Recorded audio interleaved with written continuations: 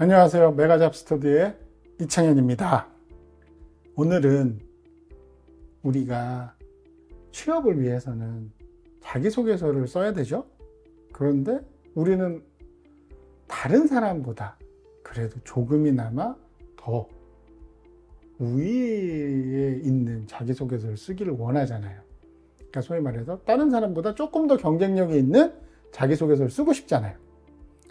그래서 오늘의 강의는 경쟁력 있는 자기소개서를 쓰기 위해서 가장 먼저 해야 될 준비 단계에 대해서 이야기를 해보겠습니다. 내가 경쟁력 있는 자기소개서를 써야 되겠다라고 이제 마음 먹고, 대부분의 모든 분들이 그런 생각을 하시겠죠? 그냥 대략 남들하고 비슷하게 대충 쓰자. 여기 잘 읽어보겠나? 이런 생각 갖고 쓰시면 절대로 안 되죠. 왜냐하면 실제로 대부분 회사는 다 자기소개서를 읽습니다. 그리고 빠른 시간 내에 여러 명 걸 읽기 때문에 만약에 내가 그렇게 좀 아니란 생각으로 쓰게 되면 글의 퀄리티가 분명히 차이가 나거든요. 그러면 딱 읽은 지 얼마 안 돼서 그걸 느끼게 될 겁니다. 그러니까 최소한 남보다 아주 뛰어나진 않아도 남보다 못하게 쓰면 안 되잖아요. 그래서 기본 준비에 대해서 이야기를 해보죠. 첫 번째는 질문을 잘 정독을 해야 됩니다. 질문이 왜 중요한지는 제가 지난 영상에도 말씀을 드렸을 거예요. 요새는 한 가지 질문에 원하는 답변이 2개, 3개, 4개씩 나와요. 기본적으로. 특히 이게 대기업군, 많은 사람들이 정말 가고 싶어하는 그런 대기업군일수록 자기소개서의 질문의 길이가 길어집니다. 그리고 어떤 의미에서는 되게 친절해졌죠. 질문이 나오고 가로쓰고 무엇을 쓰고 무엇 쓰지 말고 이렇게 자세하게 설명이 나오는 경우도 있습니다. 그렇기 때문에 내가 일단 자기소개서를 잘 써야 되겠다. 그러려면 이 사람이 물어보는 게 뭔지를 정확히 파악을 해야 돼요. 질문을 정독을 하라는 이야기는 이 회사에서 이 자기소개서 질문을 만들었을 때 무엇을 판단하기 위해서인가? 첫 번째. 뭘 알고 싶어서 이 지원자의 어떤 능력, 어떤 부분을 알고 싶어서 이 질문을 만들었을까? 이 질문을 그런 식으로 좀 생각을 한번 해보실 필요가 있죠.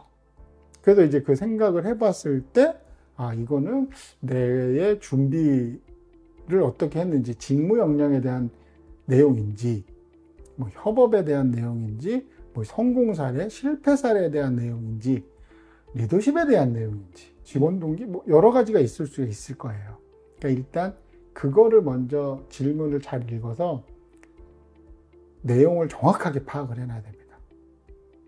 그래야 답을 썼을 때 빠뜨린 게 없는지도 확인할 수 있는 좋은 기회가 돼요.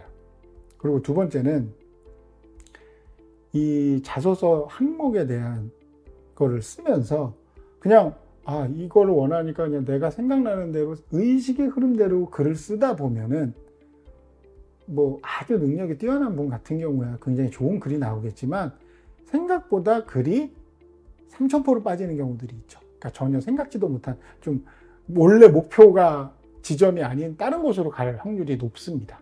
그렇기 때문에 지향점 같은 걸 적어놔야 되는 거죠. 표시를. 그 지향점이 뭐냐? 제가 생각하는 건 키워드입니다. 예를 들어서 어떤 회사의 질문 항목이 당신이 이제 회사에서 어떤 팀원들과 어떻게 일을 했을 때 기존과는 다른 새로운 방식으로 뭔가 일을 처리를 해서 성과를 냈던 경험과 반대로 그렇게 했으나 그렇게 성공하지 못한 실패의 경험을 써라. 만약 이런 게 나왔을 때는 이건 어떤 걸 물어보겠어요? 이 사람이 성공도 해봤고 실패도 해봤을 거고 과연 이제 성공을 했을 때는 기존과 다른 단순히 위에서 옛날부터 해왔으니까 그냥 따라가는 이런 게 아니라 뭔가 어떤 상황이나 현상에 대해서 고민을 하고 개선점을 좀 제시를 할 수 있는 창의적이고 좀 진취적인, 어떻게 조금 더 확장을 한다라고 하면 약간의 이제 도전적인 측면도 분명히 포함이 되는 거잖아요. 그러면 이제 내가 키워드를 어떤 식으로 잡을 거냐. 새로운 생각에 포커스를 맞추면 창의성으로 갈 것이고, 기존에 하지 않았던 일을 내가 다시 시도를 한다라고 하면 도전이나 거기에 뭐 더 넓게 하게 되면은 이런 게 열정 같은 게 없으면은 그런 일을 하기 힘들잖아요. 뭐 열정까지 포함이 될 수도 있겠죠. 이런 식으로 좋아. 나는 그러면 이 답변을 어떤 식으로 쓸 거냐? 창의성에 포커스를 맞추겠다. 아니다. 나는 이제 도전 정신에 포커스를 맞추겠다. 그렇게 되면은 글에 쓰는 스타일 자체가 달라지는 거죠.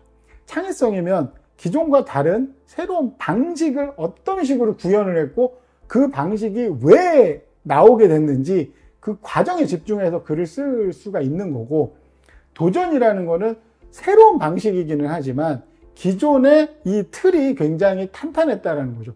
그리고 반대도 심했고, 아니 뭐 굳이 지금까지 이렇게 해오던 거를 이렇게 좀 보장도 안 된 상황을 새로운 방식으로 했을 때 그거 뭐 힘들거나 불편해지면 그거 누가 책임질 거냐, 뭐 이런 반대를 누르고 잘 설득을 하고 데이터를 가져와서 근거 자료를 대면서 충분히 이게 가능성이 있고 우리한테 좋은 지점이 될 거다, 이런 식으로 이제 설득을 할 수 있는 뭐 이렇게 포인트를 맞출 수가 있는 거죠.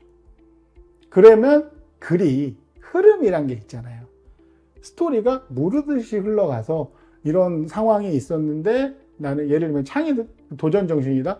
예전부터 이렇게 해왔는데 이런 문제점이 있었다. 그래서 이 문제점을 발견하고 이걸 해결하기 위해서 새로운 방식의 도입을 추진을 했는데 관련한 반대가 있었다. 근데 나는 반대를 이런 식으로 설득을 했고, 그래서 새로운 방식을 도입해서 결과적으로 기존보다 뭐 몇 퍼센트 효율을 높이고 얼마를 절감했고 이렇게 할 수 있었다. 이렇게 쓰는 거죠. 그럼 스토리가 잘 나오잖아요.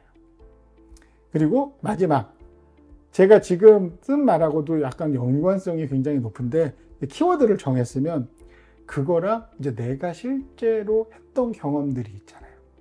아르바이트건, 조별 모임이건, 공모전이건, 인턴이건, 아니면 실제 재직 회사, 재직 경험이든 여러 가지 경험이 있을 겁니다. 그럼 이 키워드랑 내 경험이랑 매칭을 해야 되는 거죠. 예전에 한창 유행했잖아요. 커넥팅 닷. 결국엔 연결이거든요. 그럼 내가 생각한 키워드랑 내가 했던 경험이랑 연결이 잘 되면 베스트입니다. 그런데 만약에 내가 생각한 키워드와 내 경험이 매칭이 잘 안 된다. 그럴 때는 어떻게 해야 되냐? 그럴 때는 어쩔 수가 없죠. 경험을 바꿀 수는 없잖아요. 키워드를 바꿔야죠. 그런데 중요한 거는 여기서 키워드를 바꾼다고 전혀 무관한 키워드가 아니라 연관성이 조금 다른 방향으로 시각적으로 바뀌는, 아까 제가 앞서서 말씀드린 사례 있잖아요. 똑같은 질문이지만 하나는 창의성이고 하나는 도전정신. 근데 내가 업무가 내 실제 했던 사례, 성공 사례나 실패 사례가 창의성보다는 도전 쪽에 맞춰졌다 그러면 도전으로 가는 게 맞는 거예요. 처음에 키워드를 창의로 잡았다고 하더라도. 그래서 연결을 하는 게 중요한 겁니다.